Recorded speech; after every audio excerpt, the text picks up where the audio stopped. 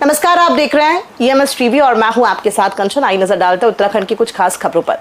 कहते हैं ईमानदारी सर चढ़कर बोलती है। यही देखने को मिला देहरादून में, जब दून की डीएम ने कैबिनेट मंत्री गणेश जोशी बिना बात भड़कते दिखे और डीएम उन्हें नजरअंदाज कर चल दिए।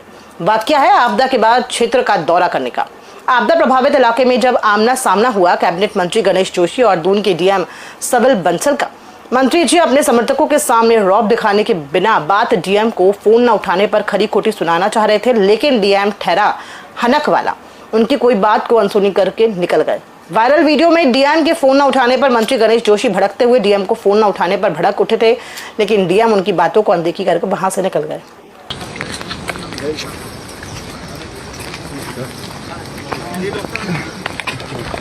आपसे तो 3 साल में आ रहा नहीं तो पता नहीं क्यों आ गया नहीं। आप भी देखो नहीं आप कहते मेरे को 3 साल में काम आई रहो पूरे जिले में तो देखना यहाँ पे वो रनन ठीक कर दे अपना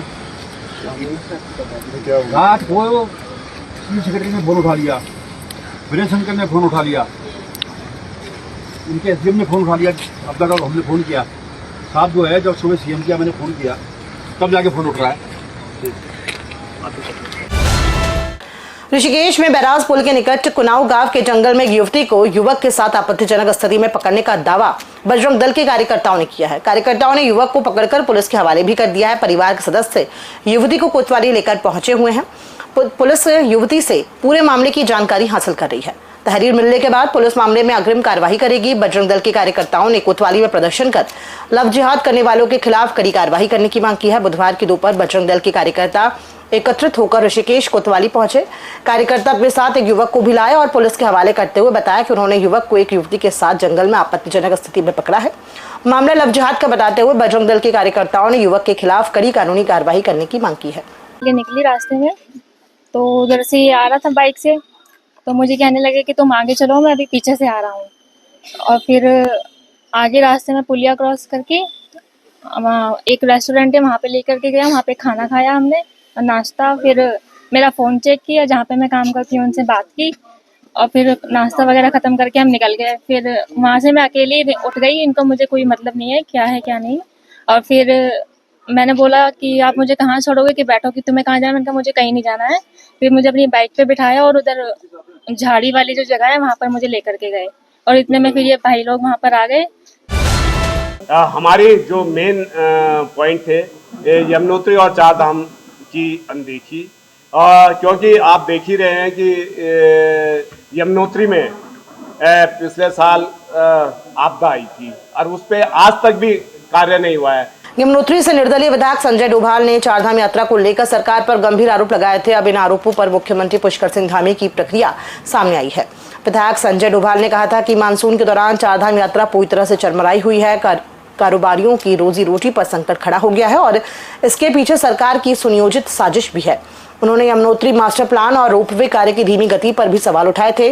वहीं विधायक के आरोपों पर सीएम धामी की प्रतिक्रिया सामने आई है। सीएम धामी का कहना है कि हम एक बड़ी आपदा से जूझ रहे हैं और इस दौरान आपदा प्रभावित क्षेत्रों का दौरा किया है। जो मार्ग अवरुद्ध है उन्हें खोलने का कार्य चल रहा है। गंगोत्री मार्ग पूरी तरह से खोल दिया गया है। चारधाम यात्रा का दूसरा चरण सुचारू रूप से चल रहा है। यमुनोत्री मार्ग पर भी कार्य जारी है और हमारा प्रयास है कि वहां यात्रा का संचालन शीघ्र शुरू किया जाए। देखिए, आप सभी को पता है कि इस समय हम पूरे प्रदेश के अंदर बड़ी आपदा से जूझ रहे हैं और मैं स्वयं श्याना चट्टी भी गया हूँ। खरसाली के आसपास भी जो मार्ग अभी अवरुद्ध है उसको खोलने का काम चल रहा है। गंगोत्री मार्ग हमारा पूरी तरह से अब चालू हो गया है और चारधाम यात्रा हमारी दूसरे चरण की तैयारी हमारी पूरी चल रही है। यमुनोत्री के भी कुछ काम होने हैं। हमारा प्रयास होगा कि जल्दी से जल्दी यमुनोत्री मार्ग भी हम ठीक करें और वहाँ भी यात्रा का संचालन करें। प्रधानमंत्री मोदी के जन्मदिन के अवसर पर देहरादून में स्वच्छता सेवा 2025 अभियान की शुरुआत हुई। गांधी पार्क में सीएम धामी ने अभियान की शुरुआत की। साथ ही मुख्यमंत्री ने प्रदेश में आई आपदा को लेकर कहा कि 5 अगस्त से शुरू हुई प्रदेश के विभिन्न जनपदों और क्षेत्रों में आपदा के कारण इस समय पूरा प्रदेश आपदा से जूझ रहा है, जिससे भारी जनहानि के साथ सरकारी संपत्तियों, निजी संपत्तियों, सड़कों, बिजली, पानी सभी पर इसका बुरा प्रभाव पड़ा है। सरकार पूरी तरह से प्रयासरत है कि जल्द से जल्द जनजीवन को सामान्य रूप से शुरू किया जाए। मुख्यमंत्री ने अपील भी की है कि सेवा पखवाड़े के अनुरूप आपदा पीड़ितों के लिए सभी को आगे आकर मदद करनी चाहिए, हर संभव प्रयास करना चाहिए और सेवा पखवाड़े को आगे बढ़ाना चाहिए। आपदा का दौर शुरू हुआ भराली के बाद पौड़ी जनपद में हमारा सैंती समेत कई सारे स्थानों पर रुद्रप्रयाग और थराली, चेपड़ू, उत्तरकाशी के श्याना चट्टी में जल भरा हुआ, बागेश्वर कपकोट के पौसारी में बड़ी आपदा आई और अभी कल देहरादून और देहरादून के आसपास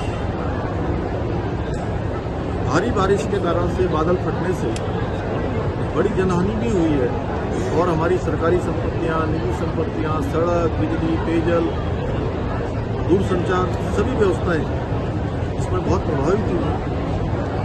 हमारा प्रयास है कि हम जल्दी से जल्दी जल जीवन को सामान्य करें और जो सेवा पखवाड़ा आज से मनाया जा रहा है, आज से पूरे देश के अंदर शुरू हुआ है, हमारे प्रदेश के अंदर भी शुरू हुआ है, उस सेवा पखवाड़ा में भी मैं सबसे अपील करता हूँ कि हम जो हमारे आपदा पीड़ित हैं, आपदा में जो प्रभावित हुए हैं, जिन्होंने अपने स्वजनों को खोया है, उनके मकान से लेकर तमाम प्रकार की जो हानियाँ उनको हुई हैं, उसमें हर संभव खड़े हैं।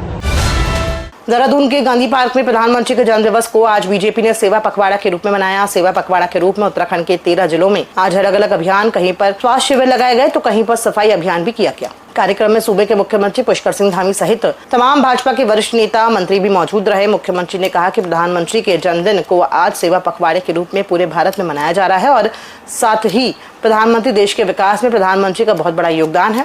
प्रधानमंत्री के जन्म दिवस के अवसर पर राज्य में अलग अलग अनेक कार्यक्रम चलाए जा रहे हैं। मुख्यमंत्री ने स्वयं गांधी पार्क में सफाई अभियान चलाया, स्वच्छता को लेकर एक बहुत बड़ा संदेश भी दिया। हमारे आदरणीय प्रधानमंत्री श्री नरेंद्र मोदी जी का जन्मदिन है, जिनके जीवन का हर पल और हर क्षण देशवासियों को समर्पित रहा है, माँ भारती को समर्पित रहा है और एक पल भी थके बिना, रुके बिना अनवरत देश को आगे बढ़ाने के लिए। डोईवाला नगर पालिका का वार्ड नंबर 9 जो कि जाखन नदी से सटा हुआ है, वो इलाका अचानक नदी में आई बाढ़ की जड़ में आ गया, जिस वजह से नदी के किनारे बने कई मकानों को क्षति पहुंची है। जिस संबंध में सूचना मिलते ही हरिद्वार सांसद त्रिवेंद्र सिंह रावत हालात का जायजा लेने मौके पर पहुंचे।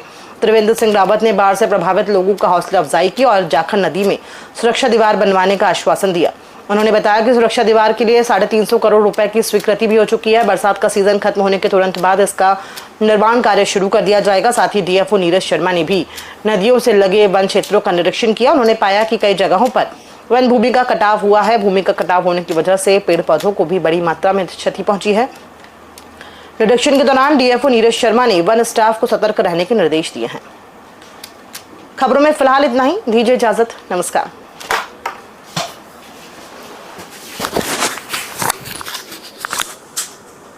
परेशानी चारों तरफ है, लोग काफ़ी भयभीत भी हैं और ये परिवार जो घर मेरे पीछे है, ये मकान खाली करा दिए गए हैं, दोनों मकान।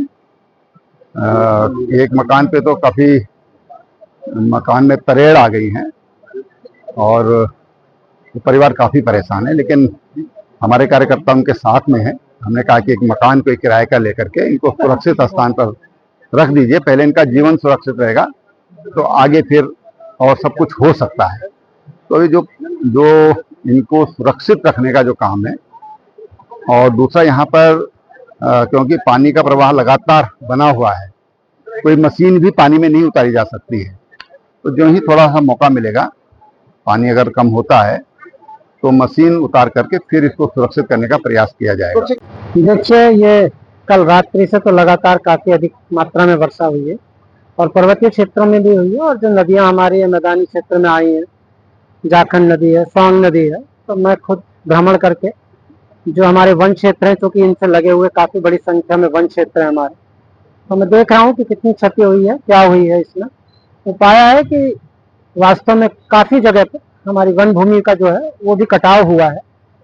तो मैं अपने हमारे रेंजर साहब और मेरे स्टाफ हमारे साथ हैं, तो हम इसकी रिपोर्ट भी अपने उच्च स्तर को लगातार कर रहे हैं। अभी हम मालदेव का मसूरी वन प्रभाग में आता है और हम लोग देहरादून वन प्रभाग में हैं, तो हम अपने जो डिवीजन में है इसका आकलन कर रहे हैं और साथ में रेंजर साहब को और अपने स्टाफ को भी निर्देश दिए हैं कि वो भी सतर्क रहेंगे और कहीं भी इस तरह का कोई जब वन भूमि को नुकसान हो रहा है या उससे सटे हुए कहीं आबादी को भी अगर कोई क्षति पहुंच रही है तो उसमें भी जो पूरा अपना सहयोग है, जो भी किया जा सकता है त्वरित कार्रवाई का।